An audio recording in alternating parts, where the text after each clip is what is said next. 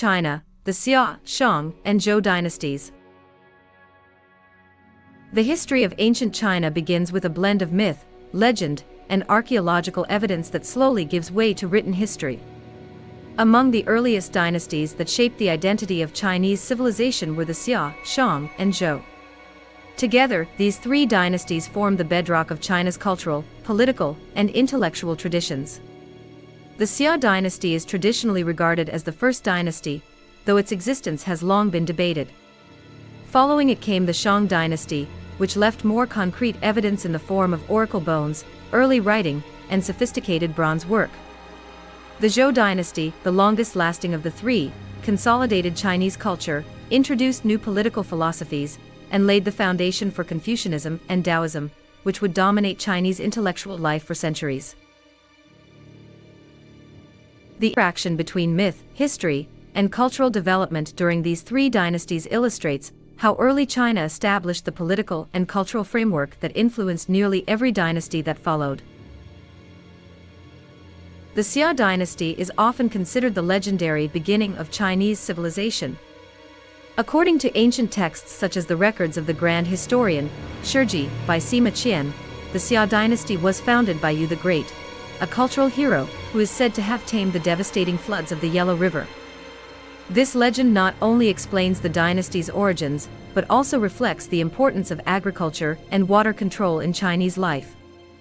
The Yellow River Valley was prone to seasonal flooding, and the ability to control water meant survival, stability, and political legitimacy. Yu the Great's image as a flood tamer became symbolic of wise and virtuous rulership. While historians debate the Xia dynasty's existence due to limited archaeological evidence, excavations at Erlita in Hunan province have uncovered remains of a Bronze Age culture dating back to around 1900 BCE. These sites show evidence of palatial structures, bronze production, and urban planning, leading many scholars to associate Erlita culture with the Xia dynasty. Whether legendary or historical, the Xia established the narrative of dynastic rule in China, linking political authority with moral responsibility and control over nature. The Xia dynasty, if indeed it existed, provided a model for hereditary monarchy in which leadership was passed down within a family line. This idea of dynastic succession became a permanent feature of Chinese history. Early Chinese political philosophy emphasized the ruler's moral duty to maintain harmony between heaven and earth. Later dynasties would articulate this idea more formally through the concept of the mandate of heaven, but the Xia's legends show the early roots of this belief. Yu the Great's devotion to his people, his efforts to control floods, and his establishment of hereditary succession represented an idealized form of kingship that would resonate throughout Chinese culture. In addition to its political symbolism, the Xia era marked the transition from Neolithic village life into a more centralized and stratified society. The presence of bronze technology, urban settlements, and social hierarchy at Erlita illustrates that early China was already moving toward complex statehood. Following the Xia, the Shang Dynasty emerged as the first historically verified dynasty of China, lasting from approximately 1600 BCE to 1046 BCE. Archaeological evidence from Anyang, the Shang capital, provides detailed insights into Shang society. One of the most important contributions of the Shang was the development of early Chinese writing. Oracle bones, turtle shells and ox scapulae inscribed with characters used for divination form the earliest known examples of Chinese script. Priests or kings would carve questions onto these bones, heat them until they cracked, and interpret the cracks as answers from the ancestors or the gods. The inscriptions reveal not only a writing system but also the concerns of the Shang rulers: warfare, agriculture, weather, childbirth, and communication with ancestors. The oracle bone script is the direct ancestor of modern Chinese characters, and its development represents one of the greatest cultural legacies of the Shang dynasty.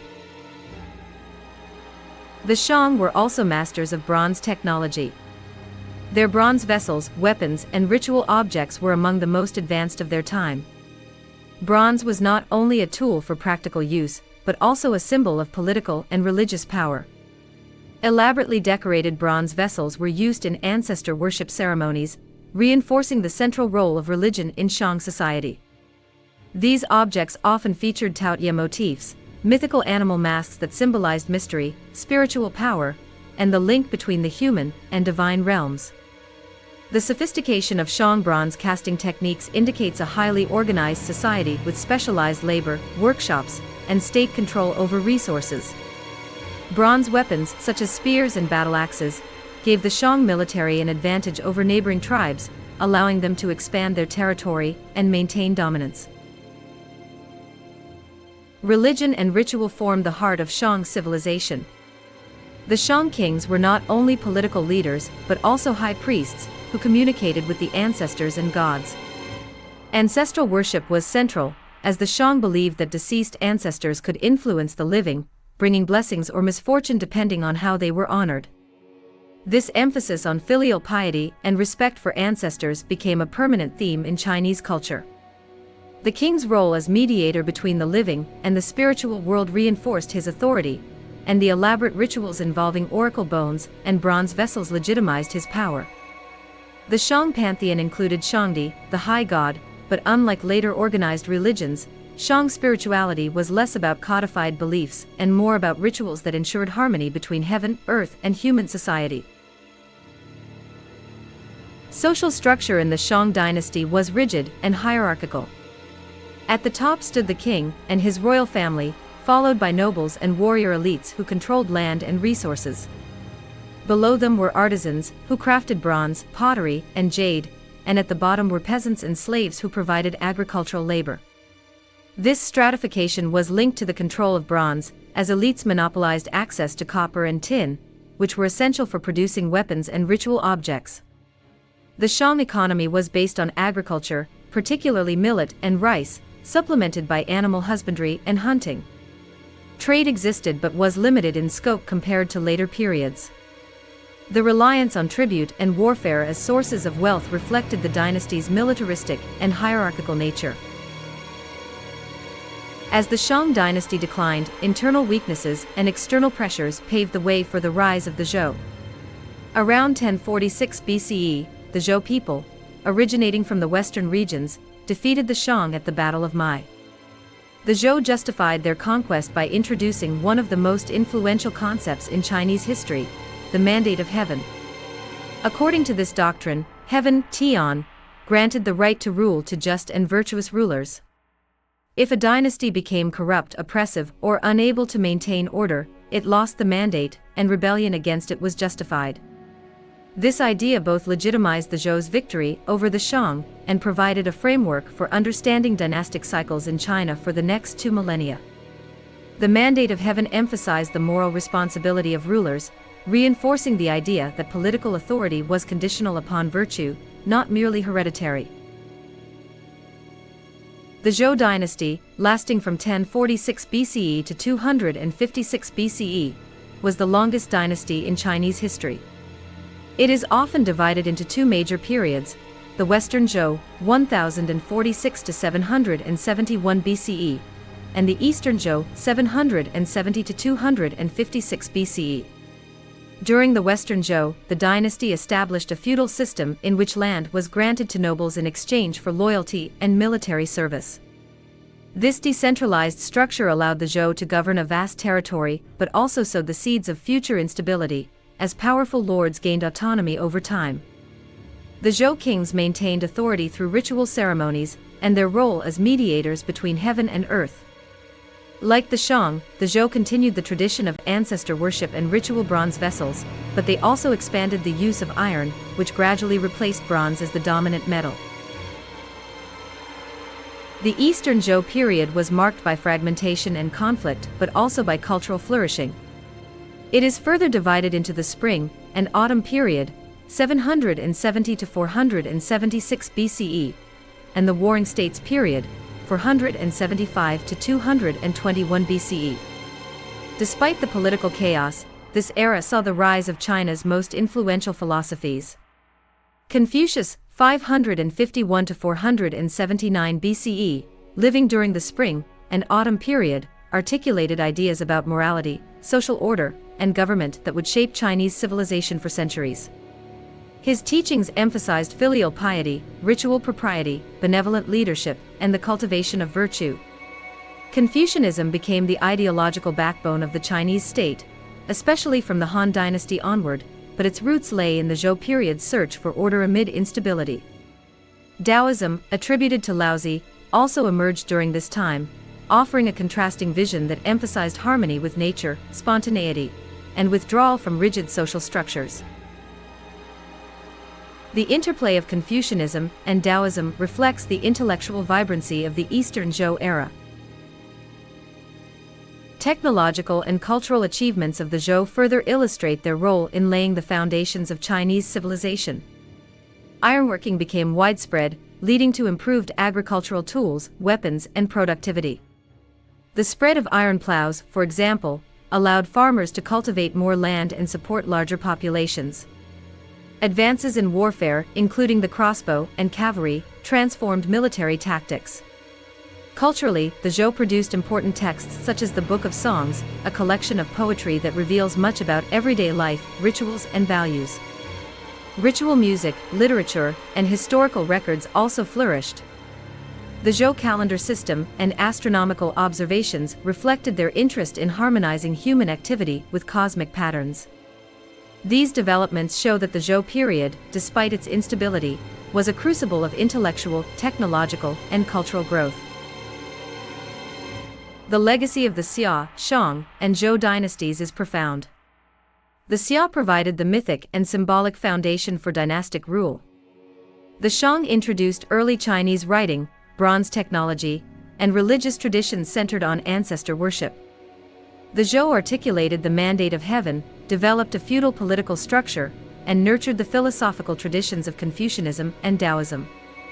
Together, these dynasties established the essential elements of Chinese civilization: a dynastic political system justified by moral authority, a writing system that endured for millennia, a deep reverence for ancestors, technological and artistic achievements in bronze and later iron, and intellectual traditions that would guide Chinese thought for centuries. The endurance of these ideas demonstrates the remarkable continuity of Chinese civilization, where ancient foundations remained relevant even as dynasties rose and fell over thousands of years. The debate over the Xia dynasty's existence continues to fascinate historians and archaeologists. Unlike the Shang and Zhou, whose material cultures are clearly identifiable, the Xia occupies a gray area between legend and archaeology. Ancient Chinese historians such as Sima Qian placed the Xia at the beginning of the dynastic cycle, ruling for nearly 500 years before the Shang. Yet, the absence of direct written records from that era complicates matters. The discoveries at Erlita, however, have strengthened the case for associating this culture with the Xia. The Erlita site reveals urban palaces, tombs, and evidence of bronze metallurgy. Large ceremonial buildings indicate centralized political authority, while the discovery of jade artifacts suggests ritual practices consistent with later dynasties. Some scholars argue that even if Erlita was not the Xia, it represents a proto-state that laid the groundwork for later dynasties. The Shang dynasty provides a clearer picture of early Chinese life, thanks to the survival of oracle bone inscriptions and material remains. At the heart of Shang society was the king, who held both political and religious authority. The king's role as the intermediary between the gods and the people made his leadership indispensable. Kings frequently consulted oracle bones to guide decisions on matters ranging from warfare to agriculture. Questions inscribed on these bones, such as whether rain would fall or if a military campaign would succeed, reveal both the practical and spiritual concerns of Shang rulers. The fact that more than 100,000 oracle bones have been discovered provides historians with a remarkably detailed record of Shang political and religious life. This practice also reflects the growing sophistication of written language, which evolved from simple pictographs into more complex logographs. The continuity of Chinese script from the Shang era to the present day illustrates one of the most remarkable aspects of Chinese civilization: its ability to preserve linguistic and cultural traditions across millennia. Shang society was not only religiously complex but also militarily powerful. The Shang kings commanded armies composed of thousands of soldiers, often mobilized for campaigns against neighboring tribes. Bronze weapons, chariots, and disciplined tactics gave the Shang an advantage. The chariot, likely introduced through contact with Central Asia, became a symbol of elite power and a crucial tool in battle. Warfare, however, was not solely about conquest, it also reinforced social hierarchy. Captives taken in battle were often sacrificed in elaborate rituals that honored ancestors and the gods. Archaeological excavations have uncovered mass graves containing human sacrifices, reflecting the Shang belief in appeasing supernatural forces through blood offerings. While disturbing to modern sensibilities, these practices reveal the intensity of the Shang worldview, in which the spiritual and material realms were deeply intertwined. Daily life during the Shang Dynasty was shaped by social stratification. The ruling elite lived in walled palaces and enjoyed access to luxury goods such as jade, ivory, and fine ceramics. Artisans and craftspeople were essential to the dynasty's success, producing the bronze vessels, weapons, and ornaments that symbolized status and power. Farmers, who formed the majority of the population, labored in the fields, cultivating millet, wheat, and rice. Agricultural productivity allowed the elite to focus on governance, warfare, and ritual. Yet, peasants bore the weight of taxation and tribute, highlighting the inequality that characterized Shang society. Slaves, often captured in war, formed the lowest stratum, and were used in labor or sacrificial rituals. Despite the hierarchy, the integration of agriculture, craftsmanship, and religion created a cohesive system in which each group played a role in sustaining the dynasty. The Zhou dynasty's conquest of the Shang marked a turning point in Chinese history. Unlike the Shang, whose kings derived legitimacy primarily from ancestor worship, the Zhou introduced the mandate of heaven, which framed political authority in moral and cosmic terms. This doctrine had profound implications. It suggested that rulers were not divine by birth, but rather stewards chosen by heaven based on their virtue. A ruler who governed unjustly or failed to maintain harmony could lose heaven's favor, thereby justifying rebellion. This belief introduced a cyclical view of history, where dynasties rose, prospered, declined, and fell, only to be replaced by a new ruling house that claimed the mandate. The mandate of heaven not only legitimized Zhou rule, but also provided future Chinese dynasties with a framework to justify their authority. For example, when the Han overthrew the Qin, or when later dynasties replaced their predecessors, they invoked the mandate to explain the transition. The political structure of the Zhou was based on a feudal system that distributed land among loyal nobles and kin. This system allowed the Zhou to govern a vast territory but also created challenges. Local lords enjoyed considerable autonomy, collecting taxes, maintaining armies, and often pursuing their own interests. Over time, the central authority of the Zhou kings weakened as powerful states emerged, leading to the fragmentation that characterized the Eastern Zhou period. Despite this decline in political unity, the Zhou era was one of the most intellectually fertile in Chinese history. The disunity and conflict of the Spring and Autumn and Warring States period spurred a flourishing of philosophical schools, collectively known as the 100 Schools of Thought. These intellectual movements sought to answer fundamental questions about governance, morality, and the nature of society. Confucianism, Taoism, and legalism were the three most influential philosophies to emerge during this time. Confucius emphasized moral cultivation, respect for tradition, and the importance of virtuous leadership. His vision of society was hierarchical, but based on ethical relationships rather than brute force. Confucius taught that rulers should lead by example, embodying virtues such as benevolence, righteousness, and propriety. If rulers were virtuous, their subjects would follow naturally. This emphasis on moral leadership contrasted with the more pragmatic philosophy of legalism, which emerged during the Warring States period. Legalists argued that human nature was inherently selfish, and that strict laws and harsh punishments were necessary to maintain order.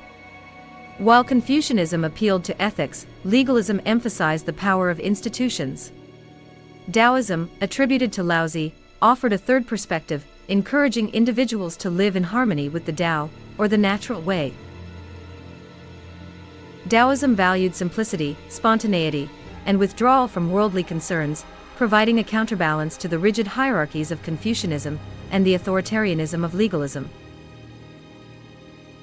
These competing philosophies reflected the instability of the Zhou era, when constant warfare and political fragmentation forced intellectuals to grapple with the question of how to create stability and harmony. Although Confucianism and Taoism became more influential in later dynasties, all three philosophies shaped Chinese thought profoundly. The Zhou dynasty thus served as the intellectual crucible of Chinese civilization, producing the ideas that would guide governance, morality, and spirituality for centuries to come. In addition to its philosophical contributions, the Zhou era saw important cultural and technological developments. Literature thrived, with works such as the Book of Songs providing insight into daily life, rituals, and values. This anthology of poetry included hymns, folk songs, and courtly verses, reflecting the diversity of Zhou society. Ritual music and ceremonies reinforced the Zhou emphasis on harmony between heaven, earth, and humanity. Advances in agriculture, facilitated by iron tools and techniques such as crop rotation, supported population growth and urbanization. Military technology also evolved, with the widespread use of iron weapons and the development of the crossbow, which gave armies greater range and power. These innovations not only transformed warfare but also influenced social organization, as larger armies required more centralized coordination. The Zhou period ended in decline, as rival states waged relentless wars during the Warring States era. Yet even amid this chaos, the foundations of Chinese civilization had been firmly established. The dynastic cycle, the mandate of heaven, the philosophical traditions of Confucianism and Taoism, the continuity of Chinese writing, and the technological and cultural advances of the Zhou all shaped the trajectory of China's future. When the Qin eventually unified China in 221 BCE, they built upon the legacies of the Xia, Shang, and Zhou, adopting writing systems, philosophical concepts, and bureaucratic structures that originated in these early dynasties.